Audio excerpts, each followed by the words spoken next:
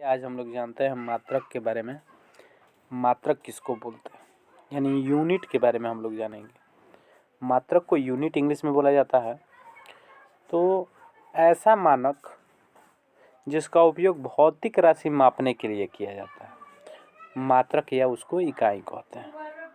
ऐसा मानक जिसका उपयोग भौतिक राशि मापने के लिए किया जाता है उसे मात्रक या इकाई कहते हैं।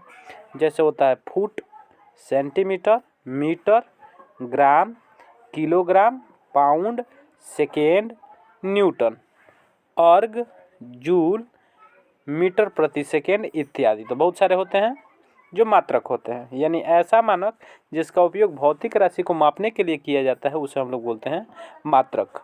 मात्रक के प्रकार के बारे में समझते हैं। मात्रक के प्रकार के बारे में एक एक करके समझा जाए। मात्रक जो होता है 3 प्रकार का होता है। तो पहला होता है मूल मात्रक, दूसरा होता है व्युत्पन्न मात्रक और तीसरा होता है सहायक मात्रक। इस तरह से हम लोगों ने समझा कि मात्रक 3 होते हैं। चलिए हम लोग जानते हैं, यानी कि जो मात्रक होते हैं, मूल राशियों की संख्या जो होती है 7 है, इसलिए उन सभी 7 राशियों के मात्रक को मूल मात्रक कहा जाता है। 7 मूल राशियों के नाम इस प्रकार है, समझते हैं। सबसे पहला होता है लंबाई, दूसरा होता है द्रव्यमान, तीसरा होता है समय, चौथा होता है ताप, पांचवा होता है ज्योति तीव्रता, छठा होता है विद्युत धारा, सातवां होता है रसायन के क्षेत्र में पदार्थ का द्रव्यमान होता है। ठीक है, तो यानी कि हम लोग जाने कि 7 मूल राशियों के जो नाम है ये इसको हम लोगों ने जाना। चलिए आगे समझते हैं व्युत्पन्न मात्रक। व्युत्पन्न मात्रक डेरिवेटिव यूनिट किसको बोलते हैं? तो वे राशियां जो मूल भौतिक राशि से प्राप्त किए जाते हैं उसे व्युत्पन्न राशियां कहते हैं। हम व्युत्पन्न राशियों के मात्रक को व्युत्पन्न मात्रक कहते हैं। जो व्युत्पन्न मात्रक के राशि होते हैं तो उस राशि के मात्रक को हम लोग बोलते हैं व्युत्पन्न मात्रक। दूसरे शब्दों में हम लोग परिभाषा दे सकते हैं, वह मात्रक जो मूल मात्रक पर निर्भर करता है,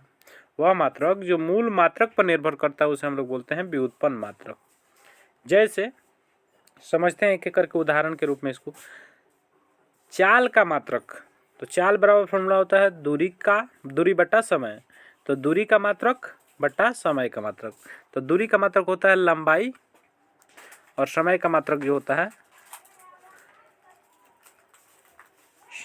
यानी कि हम लोगों ने जाना कि दूरी जो होता है लंबाई में मापा जाता है। इसके अलावा जो होता है समय का मात्रक जो होता है सेकेंड होता है। ये दोनों का मात्रक को जब लिख देंगे तो ये चाल का मात्रक हो जाए। आगे समझते हैं चाल का मात्रक। हम लोग ने समझा कि चाल का मात्रक को लिखेंगे कैसे। तो लंबाई एवं समय के मात्रक पर निर्भर करता है। जो चाल का मात्रक होता है लंबाई एवं समय के मात्रक पर निर्भर करता है चाल का मात्रक। बल का मात्रक दूसरा समझते हैं। बल का मात्रक यानी कि द्रव्यमान का मात्रक गुणित त्वरण का मात्रक।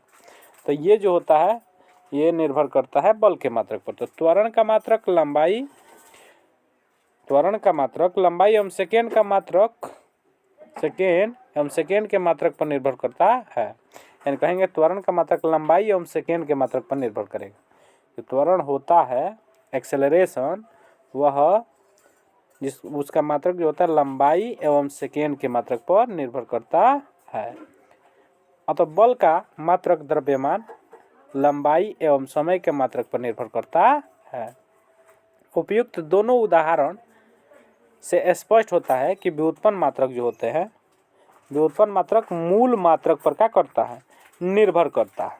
व्युत्पन्न जो मात्रक होता है मूल मात्रक पर निर्भर करता है या मूल मात्रक पर निर्भर करता है। इसके अतिरिक्त कार्य जो होता है, इसके अतिरिक्त जो होते हैं कार्य, ऊर्जा, शक्ति, संवेग, बल, गुण इत्यादि के मात्रक व्युत्पन्न मात्रक कहलाते हैं। सहायक मात्रक, तो वे राशियां जो मूल राशियों की सहायता करता है, सहायक राशियां कहलाती हैं तथा सहायक राशि के मात्रक को सहायक मात्रक कहा जाता है। तो जो सहायक राशि होता है, सहायक राशि के मात्रक को हम लोग बोलते हैं सहायक मात्रक। अब यहाँ समझते हैं उदाहरण स्वरूप इसको समझते हैं। समतल कोण तथा एक और होता है ठोस कोण। समतल कोण तथा ठोस कोण के जो मात्रक होते हैं उसको हम लोग सहायक मात्रक कहते हैं। तो सहायक मात्रा आप लोगों ने समझ लिया।